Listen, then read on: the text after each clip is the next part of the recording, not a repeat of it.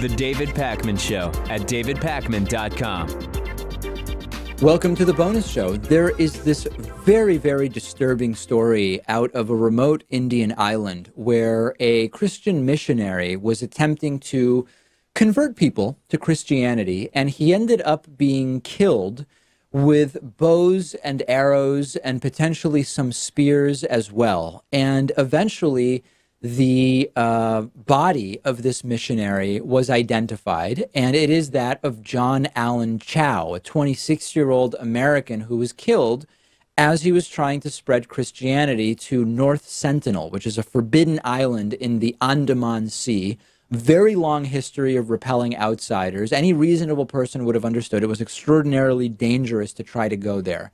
And now the question, Pat, is about the retrieval of his body, of his remains, to bring it back to the United States for proper burial or funeral services. And it is abundantly clear to me that this is not a risk worth taking. I understand if you're the family, you want his remains, you want a proper burial. But this is how he got into trouble in the first place. And again, if I was one of his family members, I'm sure I would feel differently emotionally. But this seems like it is not worth the risk. It's absolutely not worth it, because there definitely would be bloodshed. Either some of the people trying to retrieve the body would get killed, or some of the North Sentinelese would get killed in the endeavor. And even in his own wishes, the person who was killed, his statement said that you shouldn't try to retrieve me if I'm indeed killed. So it's an unfortunate situation, but certainly not worth going back to try to retrieve the body. I think that what this individual did was extraordinarily boneheaded, but I think that there's a sort of more interesting conversation here, which is it's very easy to just sort of say, listen, if certain populations want to remain isolated, they should be allowed to remain isolated. We understand that the risk of bringing disease to these isolated populations when people from developed society arrive, there's all these reasons not to go. There might be a conversation to have, and I don't know the answer to this, there might be a conversation to have about when does society advance so much that it is actually it is actually a disservice not to attempt to bring some of those advancements to isolated peoples. And I'm thinking out loud and sort of playing devil's advocate here, Pat. When would we be able to say, they don't even know the advancements they're missing, and that's not fair. We should at least get to them and tell them, here's what's available to you in the developed world. Let them tell us they don't want it. But of course, there's no real practical way to do that. Well, there's probably an argument to be made that society has already progressed to the point where we should be reaching out to these people. But I think we have to keep their safety in mind. Maybe the reason why they want to repel visitors is because they are worried about catching diseases, because that will happen whenever a native tribe like this is breached. And so, yeah, but Pat, that assumes they have a working understanding of like disease germ theory. I don't even know that we know that that's. I don't know if they even know that that's a risk necessarily. It's one theory. It's kind of bizarre why they're so hostile towards outsiders, and there doesn't seem to be any other prevailing theory unless this is just something that is inherent to their culture, I guess.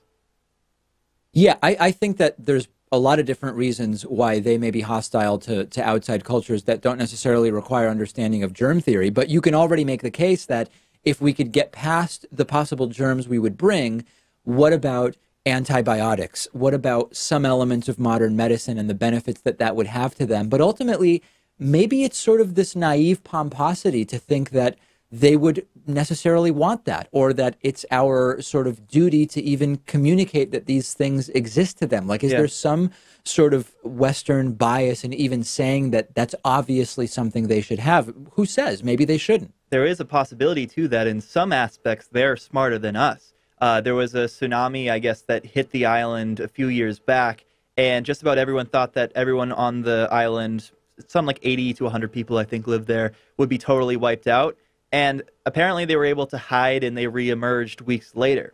So, I mean, if I was living on that island, I probably would have died in the tsunami not knowing where to go. But, thousands of years of evolution, experiencing stuff like this, these sort of natural disasters that happen in that part of the world, and they're accustomed to it. In any case, the last thing you will ever find me doing is going to remote populations and trying to convince them to become believers in a religion. It's hard to imagine something lower on my list of what I think human priorities should be. You got to teach them English first, too. That's such an uphill battle. Before you get into the book of Genesis, you got to go through the ABCs and 1, 2, 3s and the do, re, mi's. Like, that's a big undertaking.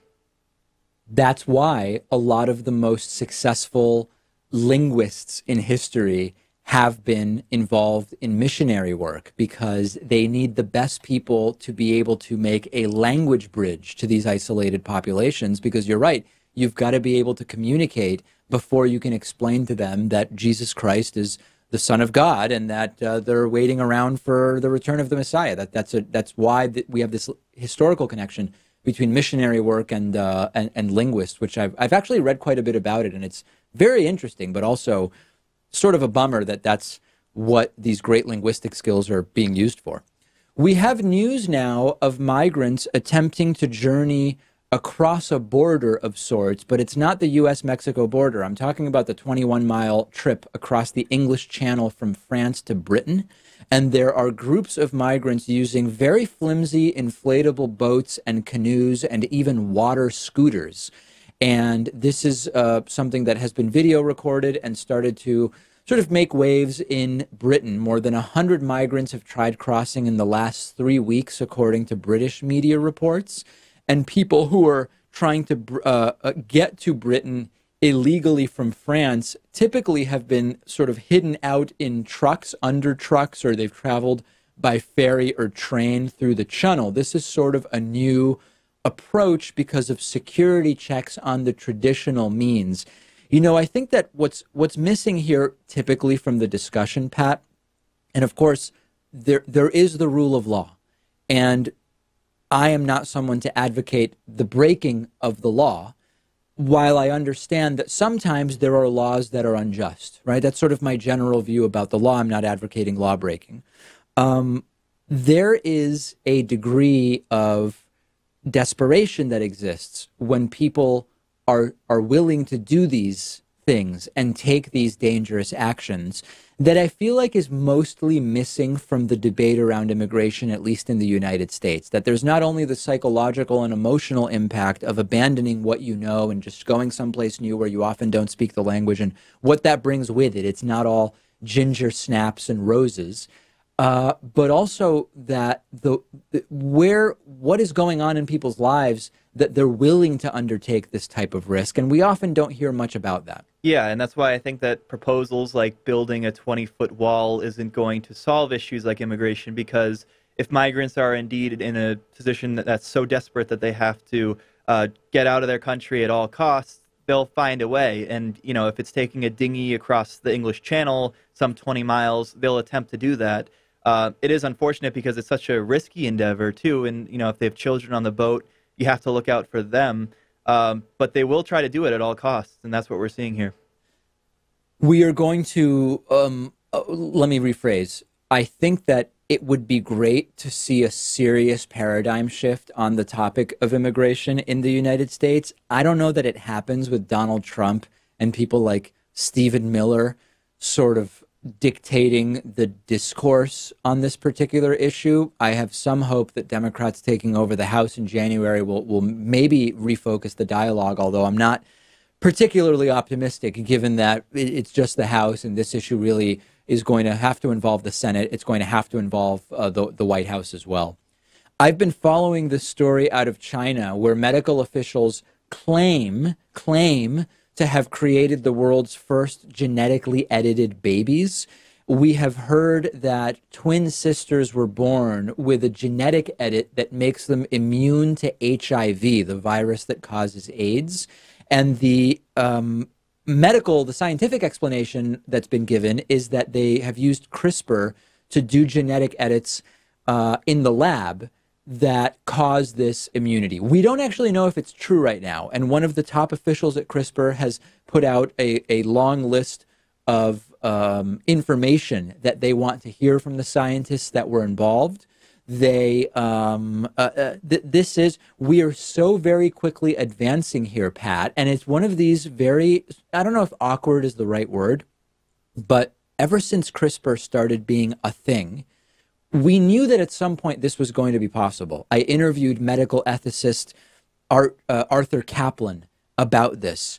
But right now, the agreement has been that you don't do these types of edits to human embryos that then you birth. That has been the agreement for what's going on so far, and that we all know at some point it's going to be a conversation. We all know at some point that's going to be a possible reality, but they're not supposed to be doing that, and that's where a lot of the controversy here is coming from. Yeah, I do think it's totally immoral to just do it on your own without this being something that is approved either by like a government or, you know, just some sort of like smaller entity that controls all this sort of stuff.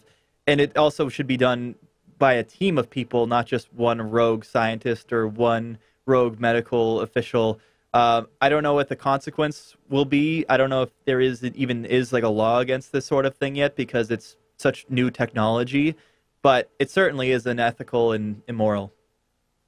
Yeah, and we may not even know the medical consequences for many years. In other words, we may not know if indeed what they are claiming happened. We may not know for years what the implications are on the health of these twin babies. And again, we all know that at some point, some of these sort of alterations to DNA are going to be possible. My approach has always been, let's regulate it and control it and establish ground rules, because otherwise it's still going to happen. You're just going to push it underground, and it's going to be more dangerous than it necessarily has to be. But this is going outside of the sort of agreement that people working on the CRISPR project have come to. And I mean, right now, I would not even dream of doing something like this myself. The technology is just, it's simply not there. I don't actually have, Pat, a problem with the legality of it as long as we establish ground rules and really think through the ethics and morality of it. I think it's inevitable, and I think we're going to have to think about how it should work. Yeah, I mean, if we're using this technology to become immune from diseases like HIV in this instance, I think that's all well and good. It gets a lot more controversial when you try to like alter a baby's like height or eye color or hair color, those sorts of characteristics. Should we be able to do that sort of stuff? That's still in question, I think. Yeah, and that gets more to the sort of designer baby element of the story. I want to hear from the audience about this, because this is interesting to me, because even among the left, the religious rightists are just, they're against it, right? And I don't think that their contribution to the conversation is particularly interesting. Within the left, there are divergent viewpoints, some of which are for this type of technology, some that are against, and where people draw the line also varies. So I want to hear from people about this, and we will absolutely be talking about it more, because we are getting closer and closer to this being more of a mainstream reality. Not next year, but within the next 10 years, this is certainly something that could be much more prevalent. So send me your thoughts. We will have a brand new show and bonus show tomorrow. The David Pakman Show at davidpakman.com.